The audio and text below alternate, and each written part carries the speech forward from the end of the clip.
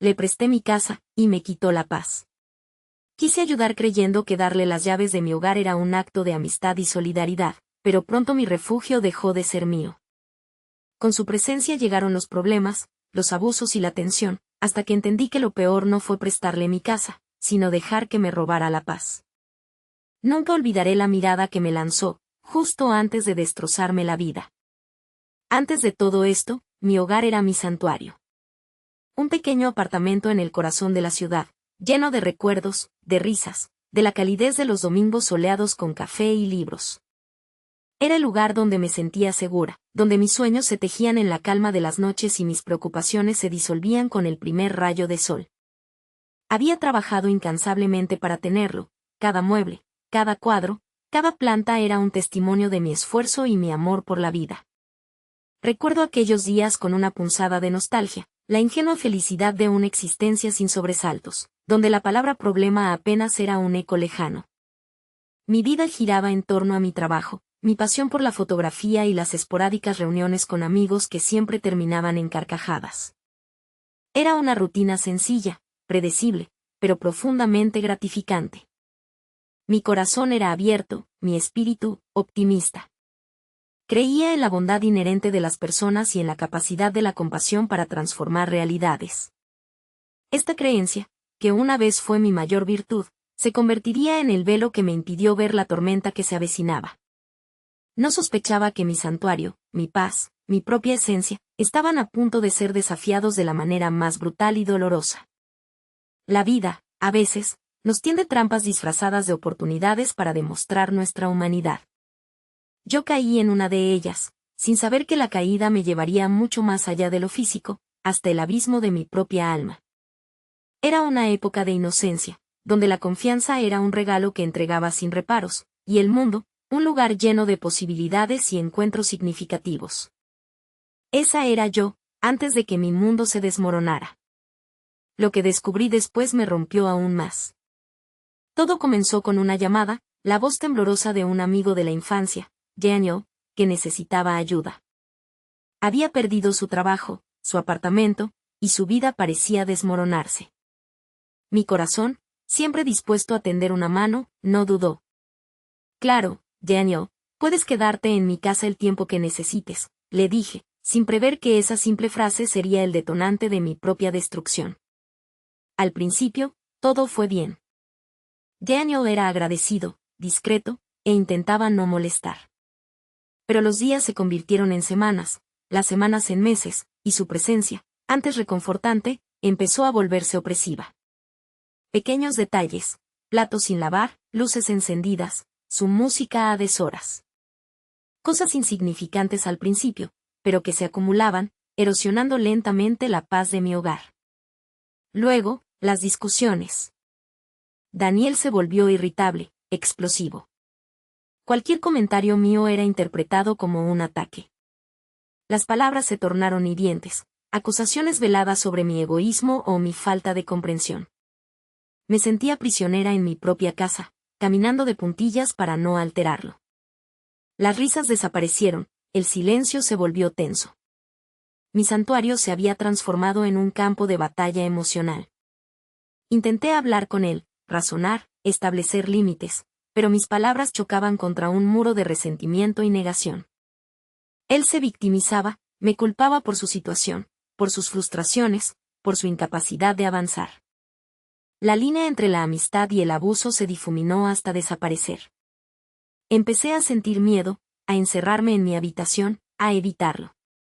Mi energía se drenaba con cada interacción.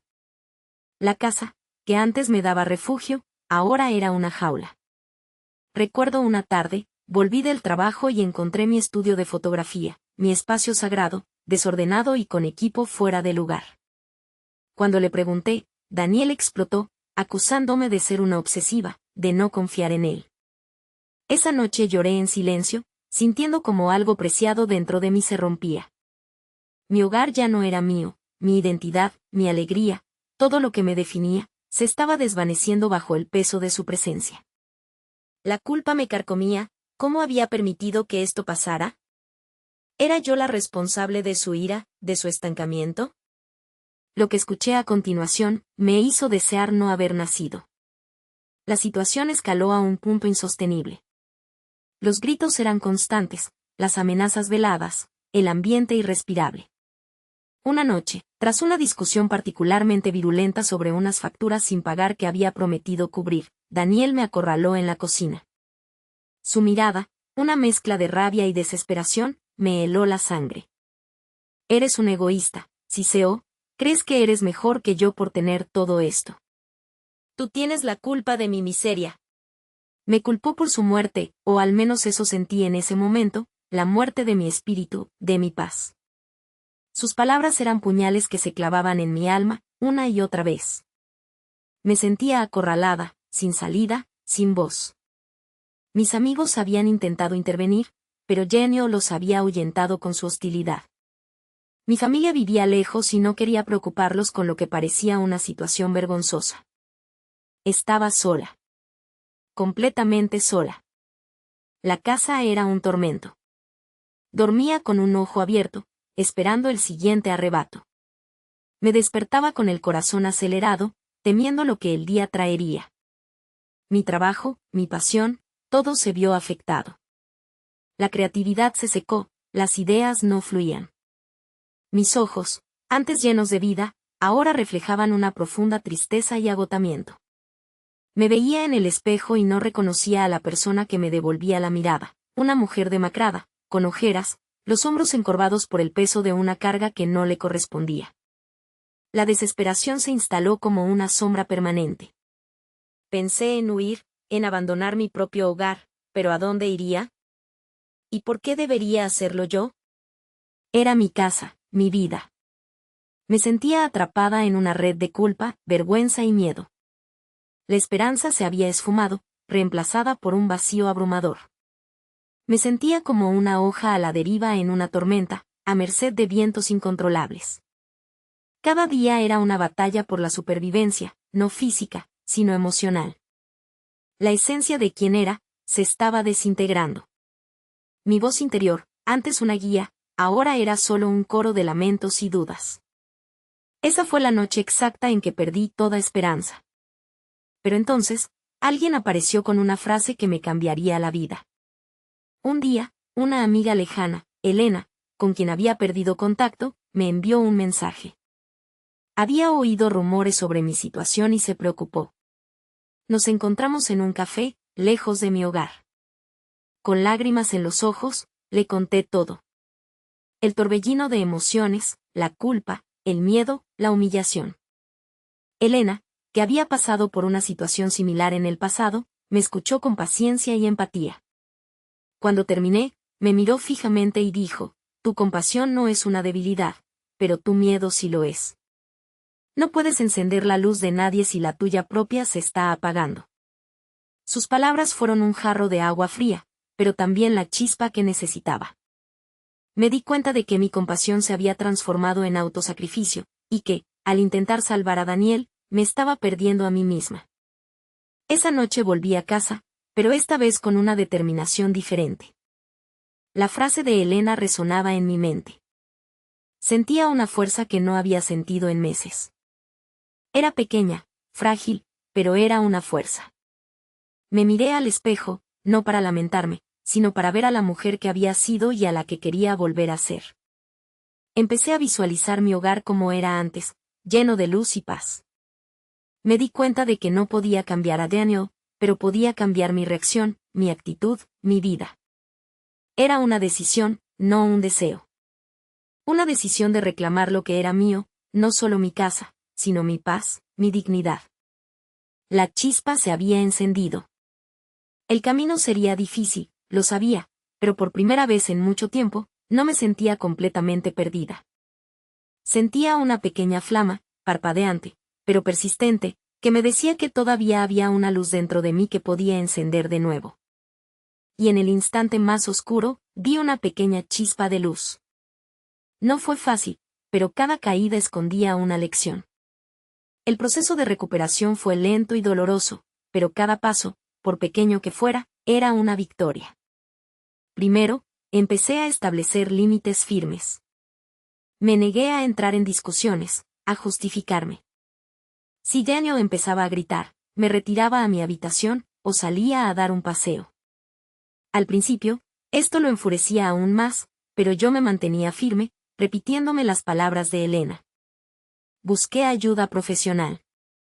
Una terapeuta me ayudó a entender la dinámica del abuso emocional y a desprenderme de la culpa que me había paralizado. Me enseñó herramientas para fortalecer mi autoestima y a reconocer mi propio valor, independientemente de la aprobación de los demás. Reconecté con mis amigos, les conté la verdad sin vergüenza. Ellos me ofrecieron su apoyo incondicional, su presencia, su escucha. Empecé a salir más, a retomar mis proyectos de fotografía, a buscar momentos de alegría fuera de casa. Cada vez que Daniel intentaba manipularme o culparme, recordaba mi valor y la necesidad de protegerme. Fue una constante batalla interna y externa. Hubo días en los que sentí que retrocedía, que la desesperación volvía a asomarse. Noches en las que la soledad y el miedo me invadían. Pero cada vez, recordaba la chispa. Recordaba por qué estaba luchando. Aprendí a perdonarme por haber permitido que la situación llegara tan lejos. Comprendí que mi deseo de ayudar no era ingenuidad, sino bondad, y que debía proteger esa bondad de aquellos que buscaban explotarla. Poco a poco, mi voz interior comenzó a sanar. Las lamentaciones se transformaron en afirmaciones. Me volví más consciente de mis necesidades, más asertiva.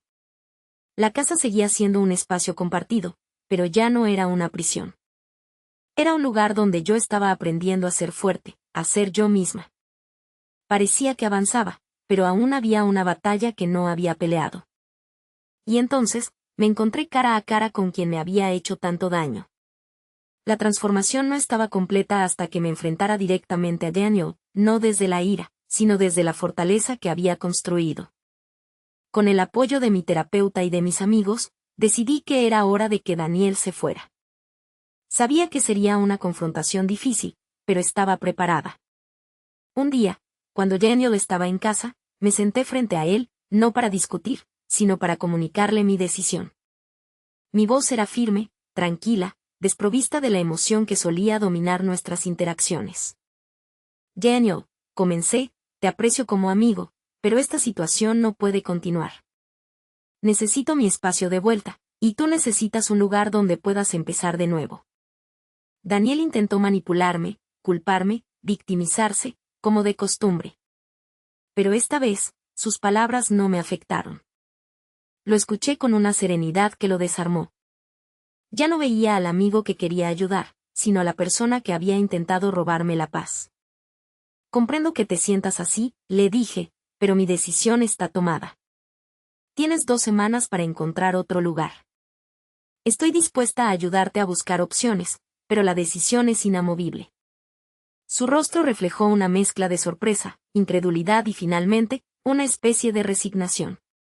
La batalla emocional había terminado, la guerra de voluntades, también. Sentí una liberación inmensa, como si un peso gigantesco se hubiera desprendido de mis hombros. No hubo gritos, ni lágrimas, al menos no de mi parte. Solo una afirmación clara y un límite inquebrantable. Esa fue la confrontación que necesitaba. Lo que le dije en ese momento, cambió nuestras vidas para siempre, al menos la mía. Era el acto final de mi redención personal. Nunca pensé que llegaría a perdonar, y mucho menos a esa persona. Después de un par de semanas tensas, Daniel finalmente encontró un lugar y se fue. El día que sus cosas desaparecieron de mi casa, sentí una paz profunda y abrumadora. Las paredes parecían respirar de nuevo, el aire se sentía más ligero, y la luz del sol que entraba por las ventanas era más brillante que nunca. Mi hogar volvió a ser mi santuario. Me senté en mi sala, rodeada del silencio reconfortante, y lloré. Pero esta vez, no eran lágrimas de tristeza o miedo, sino de alivio y gratitud. Gratitud por haber encontrado la fuerza, por haber sanado, por haber reclamado mi vida.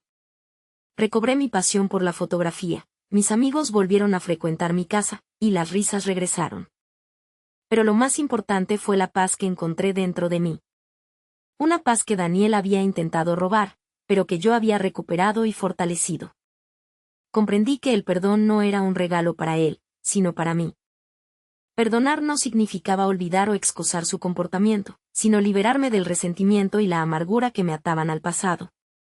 Me perdoné a mí misma por mis errores, por mi ingenuidad, por haber permitido tanto. Miré hacia atrás y vi una mujer que había caído, que había sufrido, pero que se había levantado más fuerte, más sabia, más resiliente. Mi historia se convirtió en un testimonio de superación, un recordatorio de que, incluso en los momentos más oscuros, siempre hay una chispa de esperanza que puede encender una llama. No todos los finales son idílicos, y Daniel y yo nunca recuperamos nuestra amistad, pero yo recuperé mi vida.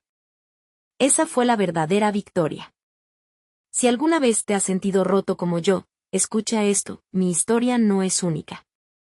Muchos de nosotros, en algún momento, nos encontramos en situaciones donde nuestra bondad es probada, donde nuestra paz es amenazada.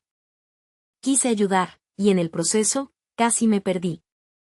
Pero aprendí que la compasión debe ir de la mano con la sabiduría y el autorrespeto. Aprendí que poner límites no es egoísmo, sino un acto esencial de amor propio. Mi casa volvió a ser mi hogar, pero más importante aún, yo volví a ser yo misma. Más fuerte, más consciente, más plena.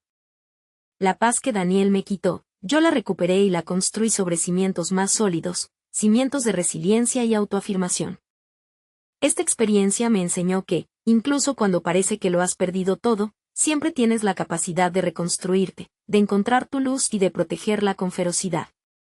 No importa cuán profunda sea la herida, el espíritu humano tiene una increíble capacidad para sanar y transformarse. Si te encuentras en un momento oscuro, recuerda que dentro de ti reside una fuerza inquebrantable. No dejes que nadie, ni ninguna circunstancia, te robe tu paz. Reclámala, defiéndela, y cultívala cada día. Tu historia de superación está esperando ser escrita. Y aunque mi historia terminó, la tuya apenas comienza.